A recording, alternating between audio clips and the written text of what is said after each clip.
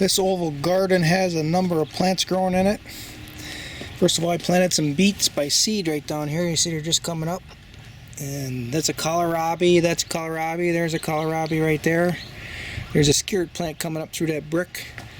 A special new hybrid honeyberry, and I can't tell you the name of it. I think it's an Israeli name. And a couple of leeks. This is a mammoth white salsify. We have some shallots growing in here. Another salsify. That plant with fat leaves, that's a black viper root. And a couple more black viper roots in here. Broccoli. This is a serviceberry. This is a dwarf serviceberry. And more black viper root and white salsify, and then another broccoli plant. Oh, and this honeyberry. This one actually I got the name Tana. Another one of those newer hybrids.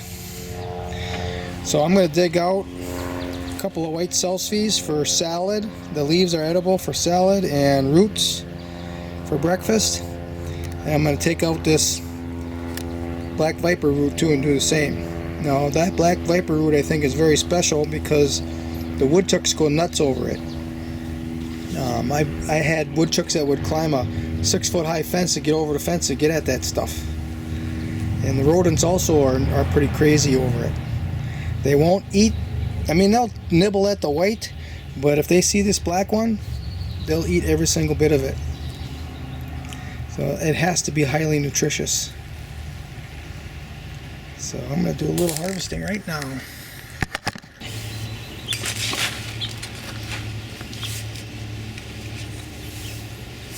Okay, let's see what we got.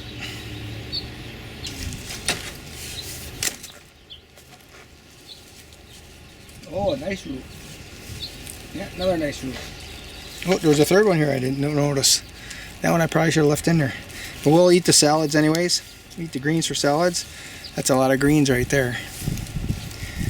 So you know what? That's plenty. I'm going to leave that black viper root in here for another meal.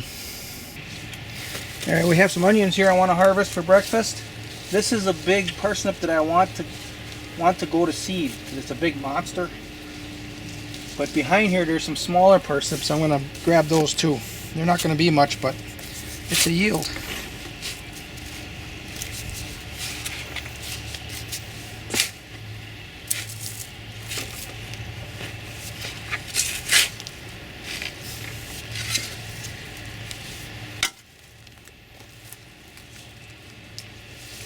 No, it's not a bad parsnip. Not a bad one at all. Little one. We'll take it. You see they're starting to come out with all these little feeder roots. At some point here they're going to be hard as a rock and not edible. So we're middle of May. By the end of May, that's about when it happens.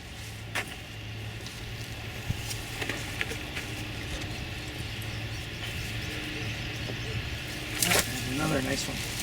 Bigger than what I thought. Alright. Now we got a lot of onions. These are my grandma's spring onions. Really good. Man, I got so much food I don't know what to eat first. There's a nice haul of asparagus. I picked some last night too. There's a little skinny one in here. Let's get it.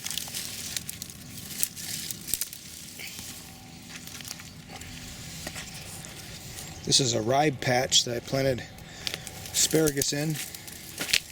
And the ribs are definitely winning the battle. There's a big one in there. But asparagus is there, and there it's a yield.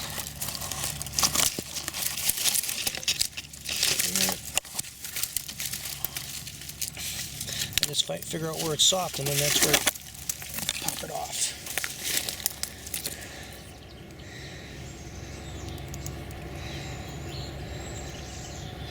This asparagus has certain properties to it. See that?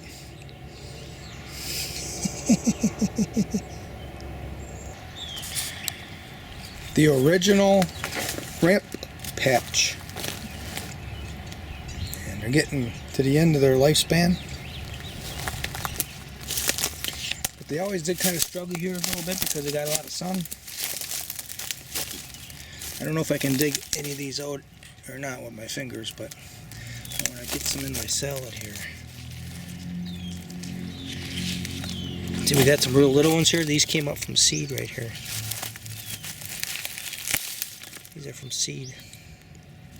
A whole bunch of them down here. I remember there was a big seed head right here, and I think they just rolled down.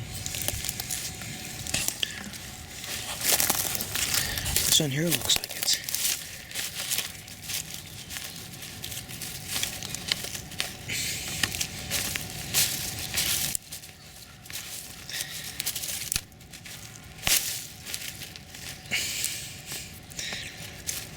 this peach tree right next door. That's probably the roots that I'm breaking up here with my fingers.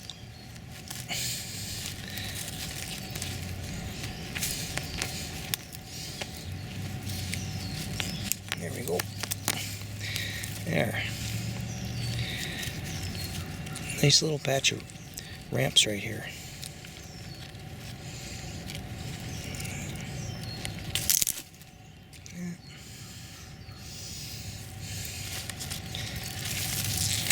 Add them to the asparagus haul. There. What a wonderful position to be in, hey. I have so much food I don't know what to eat first. And it's only the middle of May. We're just getting started. Here's my last bag of black walnuts to eat. I ate the smaller bag. This is one of the larger bags. The other sister larger bag, the squirrels got it because I had a single layer of chicken wire and they were able to squeeze them out through the holes. They just made the holes bigger and they got them out. Whereas this has got a double layer of chicken wire. They couldn't get at them. So they're still mine. I'm going to start eating on them now. We're going to find out how they taste after a whole winter and half a spring storage in this bag in that shed over there. I'm going to bring them down in the basement now. I'm going to crack a couple. And I'm going to soak some and then crack those. Find out how much easier they crack after they're soaked for 24 hours in water. And I got the black walnuts in the basement. This is where I've been cracking them. Got some ready to crack.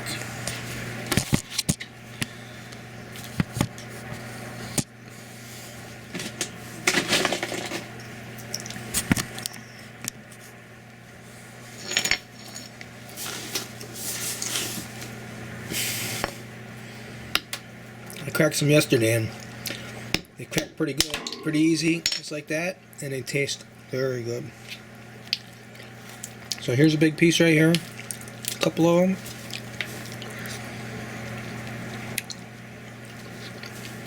In the shed they were, all that air and everything flowing around them. Of course they're frozen in the winter, cooler in the spring.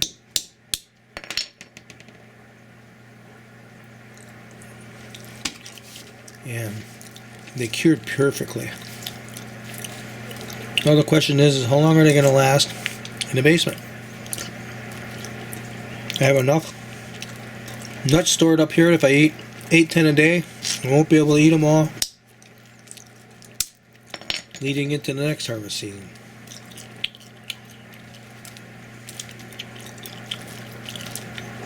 Yep.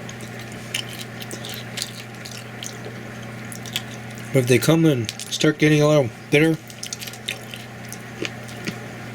and I don't, and in the past they never got bitter all at once, just a couple of them will get bitter. Once that happens, then I'll crack them all, put them in the freezer.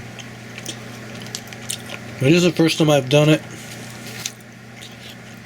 where they lasted this long, because I had such a bumper harvest, bumper crop.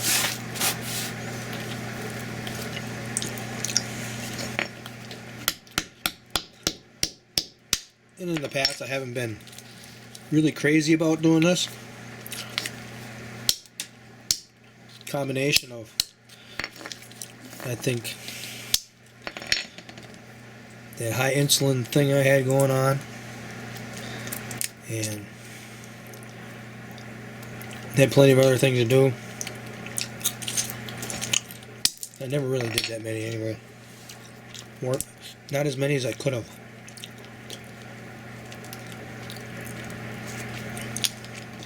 Now I am highly interested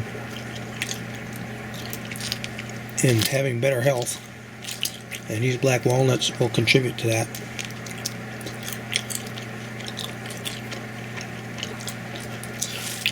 Yeah, well, you've seen enough. I did eat them yesterday and they all cracked the same. They don't even need to be soaked. They're just need a little bit of a push. They come out.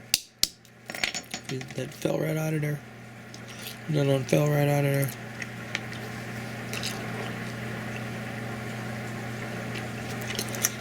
Nice big pieces. There's another one. Nice big piece.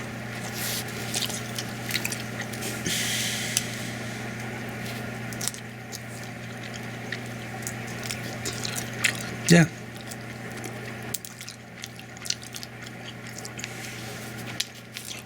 I've done a lot of experiments on what'll grow around black walnuts.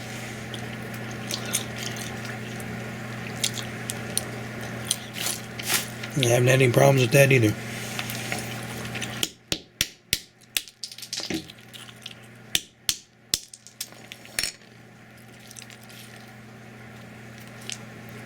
Look at that nice big piece here.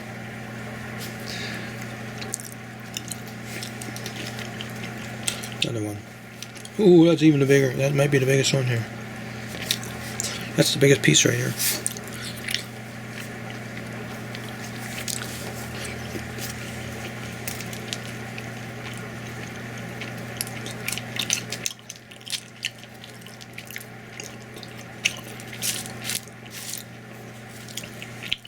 Yeah, I just want to eat 10 a day or something. Sometimes I really like them, I'll eat more, but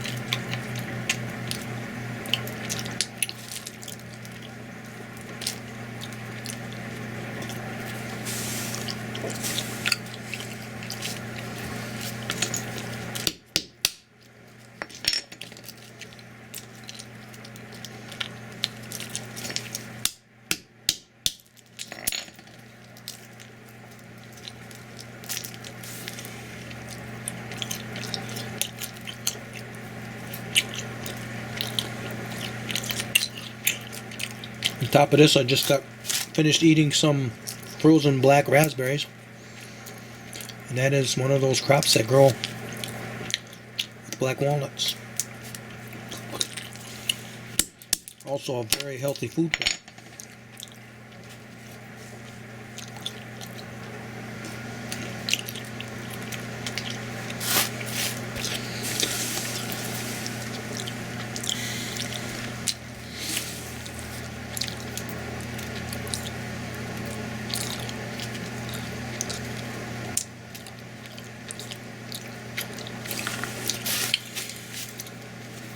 Using this hammer proves I'm smarter than a chimpanzee.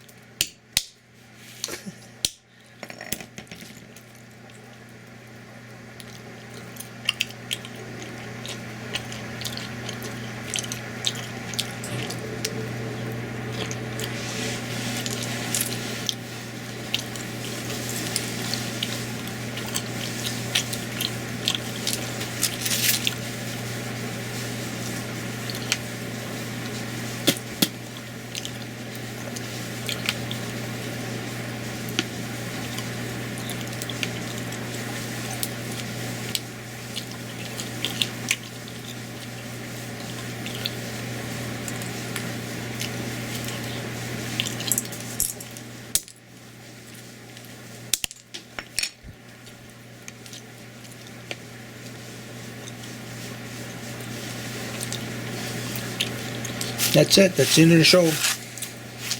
Alright, thanks for watching. It's been 10 years since I participated in a permaculture design course. Teacher Jeff Lawton. And it's been quite an interesting 10 years.